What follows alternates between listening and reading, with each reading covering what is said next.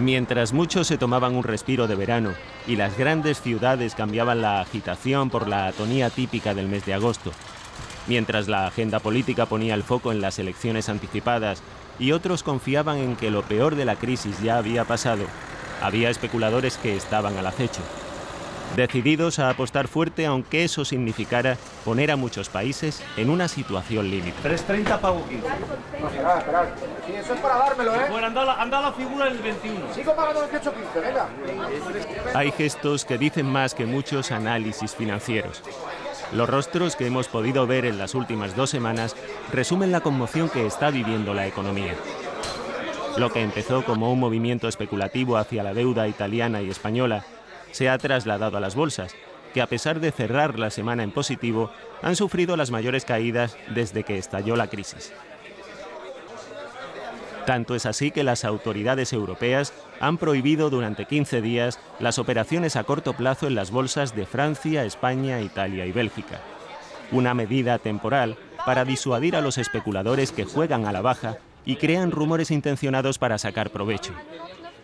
Casi el 60% de esas operaciones especulativas incluso las realizan operadores informáticos, programas informáticos que se llaman operaciones de alta frecuencia, a una velocidad de $1.000 millones cada 4 segundos. Han convertido la economía en un casino, apuestan sobre seguros en un país, luego a otro, van tomando posiciones y así van destrozando la economía en donde aterrizan. Aunque las teorías conspirativas siempre son muy atractivas porque explican todo con mucha facilidad, yo no creo que haya ninguna concertación para atacar al euro o al sistema monetario europeo o a la Unión Europea como tal, sino movimientos dirigidos a ganar dinero, aunque fuera a costa de la desaparición del euro y de una catástrofe de dimensiones enormes en la Unión Europea y en la economía mundial. ¿Y cuál es? Es decir, lo resumiría diciendo, la filosofía es hagamos dinero, caiga quien caiga. Mira, 7,5 te pago en el 5. Hasta los brokers más veteranos estaban asustados. Tras la intervención del Banco Central Europeo, la prima de riesgo de España se ha estabilizado, pero no antes de haber sometido a estos profesionales a la mayor tensión de los últimos años. Este gráfico que vemos aquí es el movimiento que ha producido la deuda española y la deuda alemana en estos últimos, desde el mes de abril hasta hoy. Si te fijas, este es el momento que rompe los 400 puntos básicos de diferencial, que se produce pues aproximadamente el día 2 de agosto, 3 de agosto, donde vemos ya rentabilidades del bono español del 6,40, rentabilidades preocupantes. ¿Esto indicaría, por ejemplo, que el Banco Central Europeo está interviniendo aunque no se da directamente? Puede ser que la orden de compra, cualquiera de estas órdenes de compra vengan del Banco Central Europeo directamente. Pero no estamos seguros. Pero no podemos asegurarlo porque desconocemos, el mercado es ciego y ahí no se puede, se atisba por el movimiento tan fuerte que se produce. Estamos 7,782. En España hay media docena de grandes sociedades de intermediación. Esta compañía tiene 800 clientes y puede llegar a gestionar cada día unos 1.000 millones de euros en el mercado español de deuda pública. La habilidad fundamental de un broker es tener agilidad de movimiento, sobre todo a la hora de poder ver y analizar cualquier dato, cualquier cifra, cualquier movimiento, hasta incluso psicológicamente poder atisbar lo que puede pasar en el mercado, dependiendo un poco, porque no nos engañemos, esto al final es un juego de cartas, donde hay gente que apuesta por comprar, gente que apuesta por vender, y donde uno, en este caso el intermediario, que seríamos los que damos las cartas, pues tenemos que saber en qué lado está la mejor mano, ¿no? ¿Cómo te sientes, Javier? Tengo que chequearle. 80 me lo va a dar, pero... El esquema es complejo, pero para hacerse una idea, alguien que haya sabido mover su dinero en los días de incertidumbre puede haber ganado 700.000 euros en una operación de 10 millones.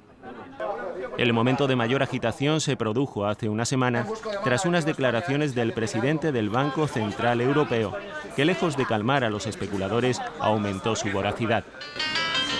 ¿No se recuperáis? Estoy muy sorprendida por su justificación de hoy sobre la compra de bonos, porque hasta donde sé, el sistema euro solo está comprando bonos portugueses e irlandeses y no han comprado bonos italianos. E Italia, como sabemos, está haciendo frente a nuevas presiones, así que... He dicho que no haría más comentarios. Así que no voy a hacer más comentarios.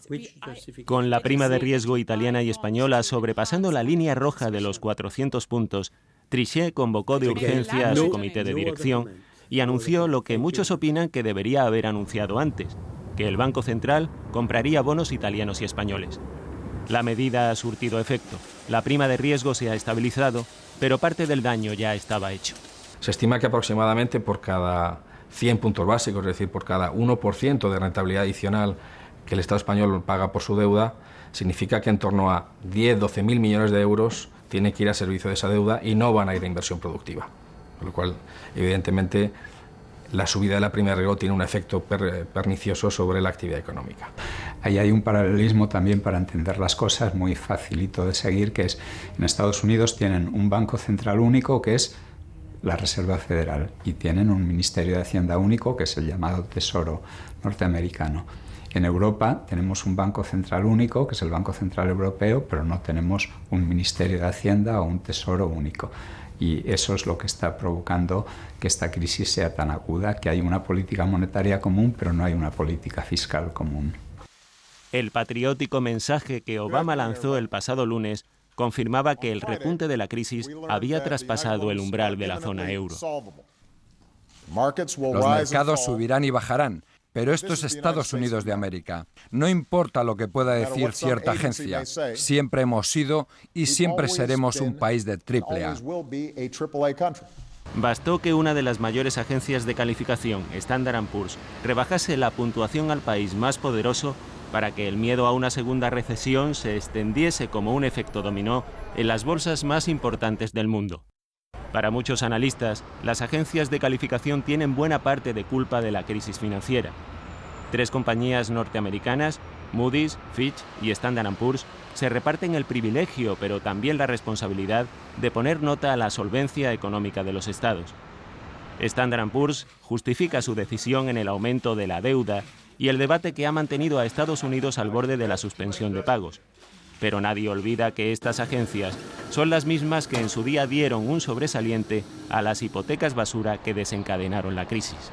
Uno de los problemas que el funcionamiento, sobre todo el funcionamiento restringido, en condiciones prácticamente de oligopolio, de oferta muy reducida, de estas agencias, lo que pone de manifiesto es un eventual conflicto de intereses, porque no solo se limitan a producir evaluaciones sobre el riesgo de solvencia de los emisores de bonos, sino que también llevan a cabo servicios de consultoría, de asesoramiento a esos emisores y en muchos casos, como efectivamente usted dice, están participadas accionarialmente por empresas de la industria de servicios financieros que alimentan sospechas razonables de manifiestos conflictos de intereses. Por eso es sensato que una de las conclusiones de esta crisis sea la regulación estricta, distante de la autorregulación de este tipo de agencias.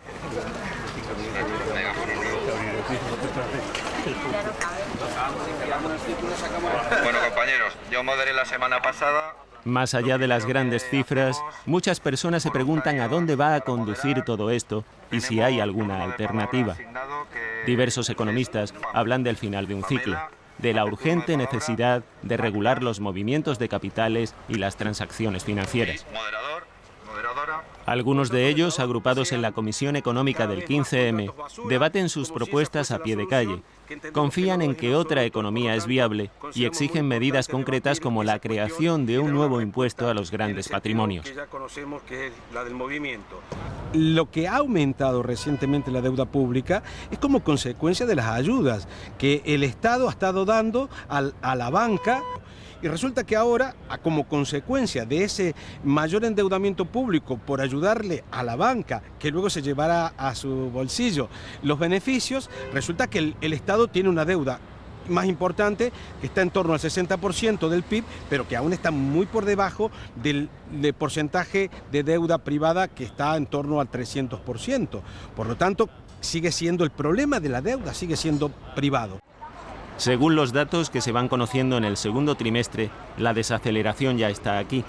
Pero lo que ahora está en juego es si el miedo a la recesión seguirá planeando sobre la economía o si la ansiada recuperación será posible en la segunda mitad del año. Así es que una cierta desaceleración, lo dice la OCDE, lo dice el Banco Central Europeo, lo dicen todos los analistas, una cierta desaceleración, pero en fin, de ahí a llegar a la recesión, sinceramente creo que en absoluto va a haber una recesión. Las palabras de Elena Salgado preceden a las medidas que el Gobierno aprobará en los 2 consejos de ministros de este mes de agosto. Entre ellas, una reforma del impuesto de sociedades y de la contratación a tiempo parcial y un recorte del gasto farmacéutico. El Gobierno no ha desvelado si ampliará la ayuda de 400 euros a los parados que siguen cursos de formación. Pero ni las ayudas millonarias a la banca, ni los duros planes de ajuste contienen la furia especulativa que esta misma semana apuntó a países como Francia. Aunque todo quedó en una falsa alarma, Sarkozy y Angela Merkel han tomado buena nota y se reunirán la semana próxima para mejorar la gobernanza de la zona euro. Algunas personas creían que los movimientos especulativos en Europa se iban a centrar solo en la caza menor, en los países periféricos, Irlanda, Portugal, Grecia, España. No, al revés, van a ir siempre a por las piezas mayores. No serán solo esos países los que van a ser afectados, será Francia y terminará siendo Alemania. Es cuestión de tiempo. El color político tampoco es decisivo. Tenemos gobiernos de derechas, tenemos gobiernos de izquierdas. La existencia de una burbuja inmobiliaria tampoco.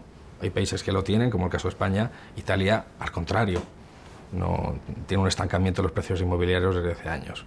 Luego, yo creo que ese ataque tiene más que ver con la idea del euro, es decir, con la idea de la existencia de o no de estructuras supranacionales que sean capaces de responder de forma contundente a ataques como los que se están produciendo. Cada vez hay más señales de alerta sobre el riesgo de mantener un esquema financiero que basa sus beneficios en una economía virtual. Diversos analistas hablan de lo que podría ser una batalla final entre el poder político y el poder financiero. O los gobiernos adoptan medidas coordinadas para regular el funcionamiento de los llamados mercados, o el estado del bienestar correría un serio peligro. Sin duda, de todas formas, después de esta crisis el mundo no va a ser igual. Lo que sí ha revelado esta crisis es que economías que parecían muy poderosas y que parecían invulnerables a los avatares del mercado, como es el caso de la economía de los Estados Unidos, ya no lo son. Qué duda cabe que el dólar, la hegemonía del dólar de los Estados Unidos, se verá poco a poco debilitada como consecuencia de la irrupción de otras monedas o como consecuencia del menor favor que le otorguen economías emergentes como la China. Hombre, a corto plazo parece que vamos a seguir con más de lo mismo. Probablemente con más regulación, de hecho ya hay más regulación como consecuencia de estos primeros 4 años de crisis, ¿no? Lo que pasa es que los agentes en el mercado financiero son muy hábiles a la hora de evadir ese tipo de regulaciones y de encontrar huecos, agujeros por donde agujeros legales por donde volver a realizar prácticas muy parecidas. Tras 10 días de tormenta, una relativa calma ha vuelto a los mercados, pero nadie apuesta hoy por un panorama despejado. Los grandes especuladores nos han hecho olvidar que los mercados somos todos, en la medida en que depositamos nuestro dinero en fondos de inversión o planes de pensiones, que luego acaba cotizando en bolsa, en deuda pública o en divisas. Una ecuación muy compleja, en la que algunos hacen su agosto, mientras muchos otros pierden su dinero. Y una economía global que ahora, más que nunca, necesita soluciones globales. 30 pavos 15. No, esperad. Sí, 15 pavos. Pago 15. 15 pavos entre los 30. Pago 98. ¿Te ha quedado los...? Sí, eso es para dármelo, ¿eh?